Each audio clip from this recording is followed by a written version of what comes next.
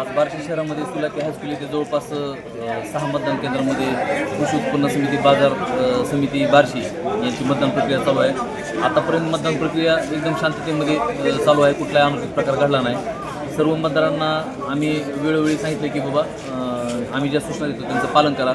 निवडणूक निर्णय अधिकारी यांनी ज्या सूचना दिलेल्या आहेत त्या सूचनांचं पालन करण्यासाठी आम्ही आवाहन करतोय। आणि आतापर्यंत जवळपास 60% मतदान झाल्याची प्राथमिक माहिती आहे आणि 5 वाजेपर्यंत मतदान चालणार आहे। आता 1:30 वाजलेले आहेत। आतापर्यंत एकदम शांततेत मतदान चालू असून चोख सुरक्षा व्यवस्था इथे ठेवलेली आहे। बूथवर बंदोबस्त ठेवलेला आहे, 100 मीटरवरती आहे आणि ॲडिशनल फोर्ससुद्धा आम्ही कुठं कायदा सुव्यवस्थेचा प्रश्न निर्माण होऊ नये म्हणून लावलेला आहे। साहेब, उद्या मतमोजणी आहे, तर उद्याची आपली सुरक्षा यंत्रणा कशा पद्धतीने असेल? आज या उद्याची पण सुरक्षा यंत्रणा आमची अशीच असणार आहे। बऱ्यापैकी आम्ही चांगला फोर्स लावणार आहोत।